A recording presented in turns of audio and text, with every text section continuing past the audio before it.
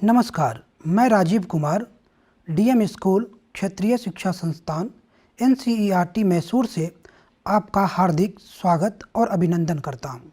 आज मैं आप लोगों के समक्ष कक्षा चौथी की पाठ्य पुस्तक रिमझिम भाग 4 में संकलित एक मज़ेदार कहानी को लेकर उपस्थित हुआ हूँ। पाठ्य पुस्तक की कहानी शुरू करने से पहले हम लोग उससे जुड़ी एक मज़ेदार कहानी को सुनेंगे। इसके बाद हम लोग पाठ्य पुस्तक की कहानी की तरफ बढ़ेंगे। तो आइए सुनते हैं कहानी।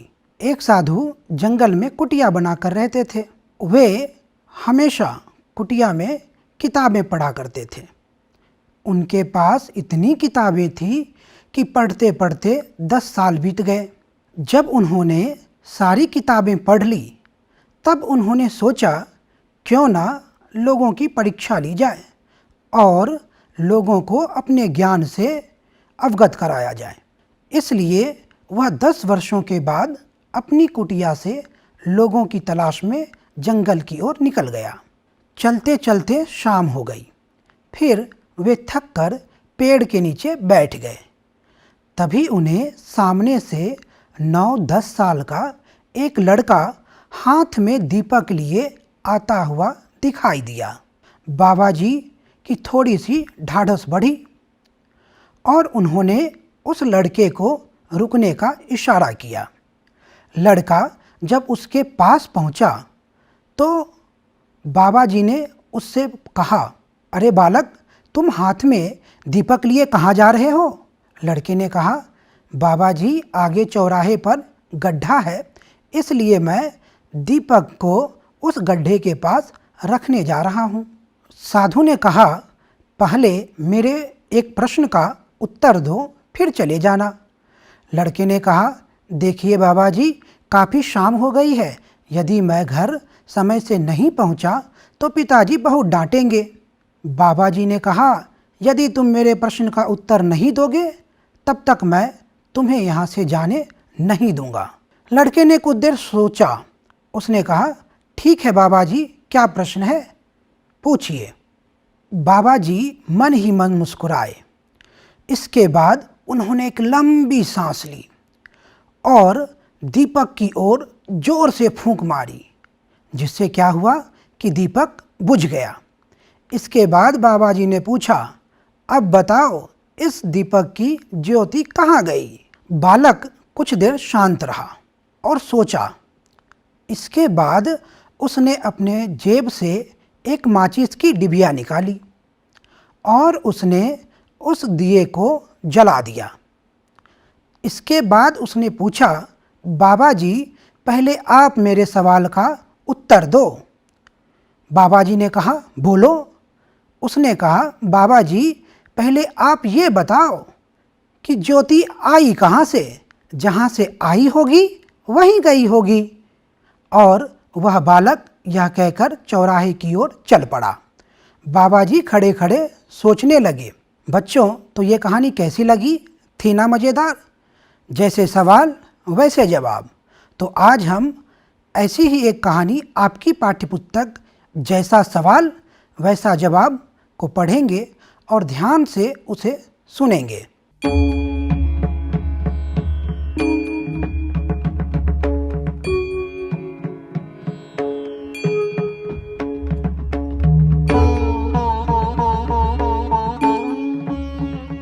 प्यारे बच्चों, आज सुनो हिंदी की पुस्तक रिमझिम भाग 4 से एक बहुत ही मनोरंजक पाठ का शीर्षक है जैसा सवाल वैसा जवाब।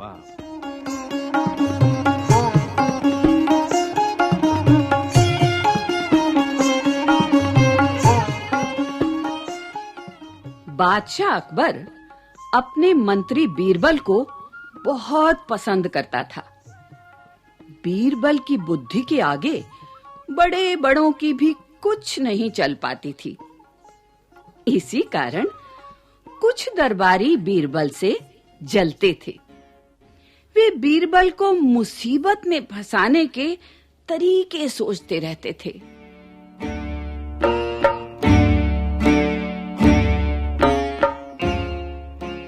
अकबर के एक खास दरबारी ख्वाजा सरा को अपनी विद्या और बुद्धि पर बहुत अभिमान था। बीरबल को तो वे अपने सामने निरा बालक और मूर्ख समझते थे। लेकिन अपने ही मानने से तो कुछ होता नहीं। दरबार में बीरबल की ही तूती बोलती और ख्वाजा साहब की बात ऐसी लगती थी जैसे नक्कार खाने में तूती की आवाज। ख्वाजा साहब की चलती तो वे बीरबल को हिंदुस्तान से निकलवा देते। लेकिन निकलवाते कैसे?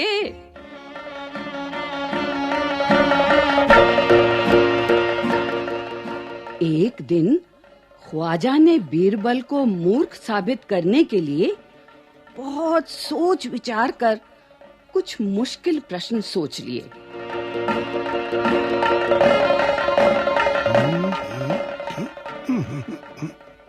हाँ। उन्हें विश्वास था कि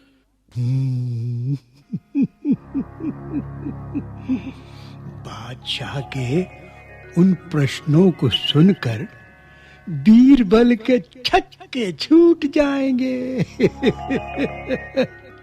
और वो लाख कोशिश करके भी संतोषजनक उत्तर नहीं दे पाएगा।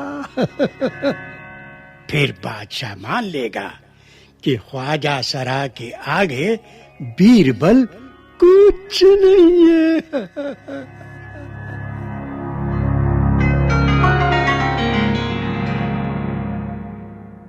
ख्वाजा साहब अचकन पगड़ी पहनकर दाढ़ी सहलाते हुए अकबर के पास पहुंचे।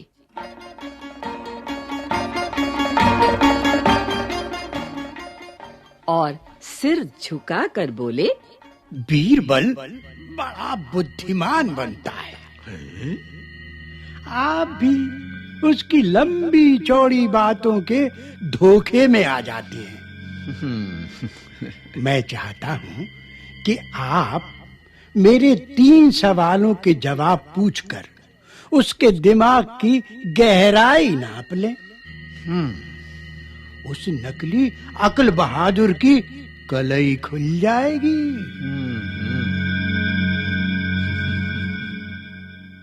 ख्वाजा के अनुरोध करने पर अकबर ने बीरबल को बुलाया।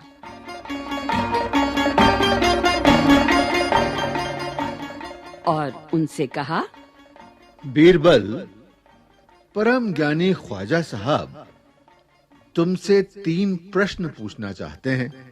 क्या तुम उनके उत्तर दे सकोगे? बीरबल बोले, जहां पना जरूर दूंगा। खुशी से पूछें।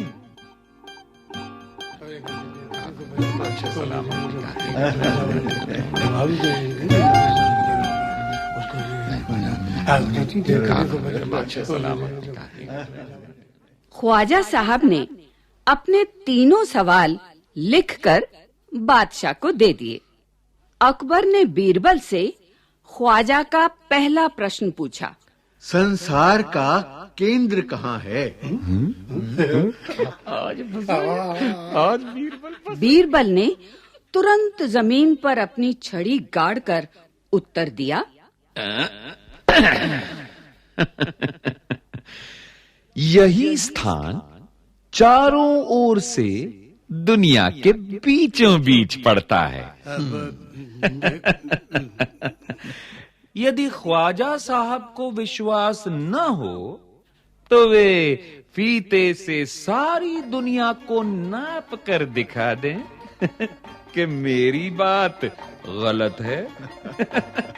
वाह वाह वाह, अरे वाह वाह वाह,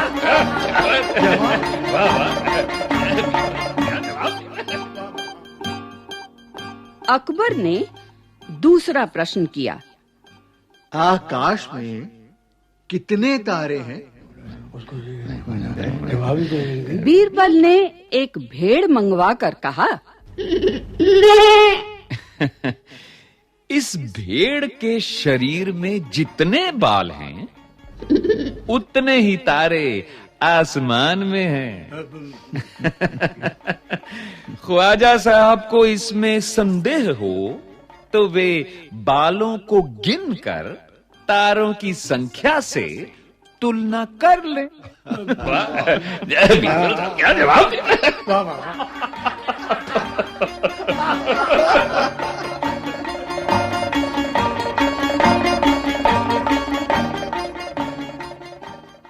अब अकबर ने तीसरा सवाल किया।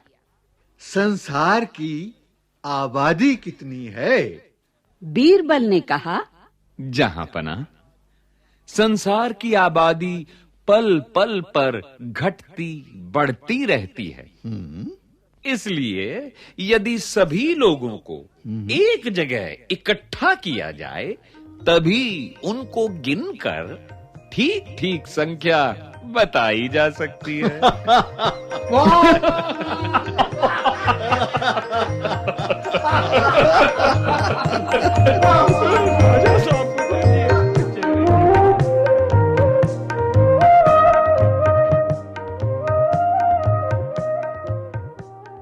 बादशाह तो बीरबल के उत्तरों से संतुष्ट हो गया, लेकिन ख्वाजा साहब नाक भौं से कोड़कर बोले, ऐसे गोलमोल जवाबों से काम नहीं चलेगा जनाब। बीरबल बोले, ऐसे सवालों के ऐसे ही जवाब होते हैं। पहले मेरे जवाबों को गलत साबित कीजिए, तब आगे बढ़िए।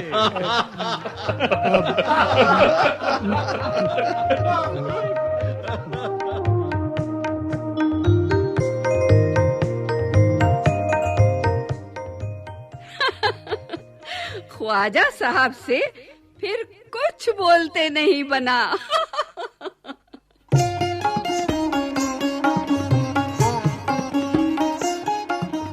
देखा बच्चों, यह कहानी भी मज़ेदार थी ना। अब हम इस कहानी में प्रयुक्त मुहावरे और कठिन शब्दों के सामान्य अर्थ को जानेंगे, ताकि हम इन कठिन शब्दों और मुहावरों का अपने जीवन में, अपने वाक्यों में इस्तेमाल कर सकें। तो आए एक एक करके कठिन शब्द और मुहावरों के अर्थ को जानते हैं। बादशाह मतलब राजा, मंत्री मिनिस्टर, बुद्धि अक्ल, दरबार सभागार, दरबारी दरबार में रहने या काम करने वाले लोग, मुसीबत आपदा या संकट, अभिमान घमंड, निरा बिल्कुल, तूती बोलना। यह मुहावरा है जिसका अर्थ है किसी का प्रभाव होना अथवा धाक जमना। नक्कार खाने मतलब वह स्थान जहाँ नगाड़े बजाए जाते हैं। छक्के छूटना, यह भी मुहावरा है जिसका अर्थ है कोई उपाय ना सूझना अथवा बुद्धि काम ना करना। संतोषजनक यानी उपयुक्त। अचकन मतलब कंधे से घुटने तक पहना जाने वाला पोशाक यानी लॉन्ग कोट। पगड़ी सिर पर बांधा जाने वाला साफा टर्बन। गहराई नापना, यह भी मुहावरा है जिसका अर्थ है अंदाजा लगाना। अक्ल बहादुर तेज दिमाग वाला। कलई खुलना, यह भी मुहावरा है जिसका अर्थ है भेद या रहस्य खुलना। अनुरोध मतलब प्रार्थना। केंद्र यानी मध्य बिंदु या मरकज। फीता मापक या जूते को बांधने वाली रस्सी या रेशे। संदेह शंका अथवा संशय। जहाँ पनाह राजा के लिए प्रयुक्त होने वाला सम्मानजनक शब्द। नाक भौं सिकोड़ना, यह भी मुहावरा है, नाराज होना या घृणा करना। गोलमोल यानी अटपटे, या जो साफ साफ या स्पष्ट ना हो। विद्यार्थियों, अब हम कुछ शब्दों के और मुहावरों के वाक्य में प्रयोग देखेंगे कि उन वाक्यों का और मुहावरों का किस तरह से हम अपने वाक्य लेखन में इस्तेमाल कर सकते हैं। बच्चों, अब हम कुछ शब्दों और मुहावरों का वाक्य में प्रयोग करके देखेंगे ताकि आप भी वाक्य लिखते समय उन मुहावरों और कठिन शब्दों का इस्तेमाल कर सकें।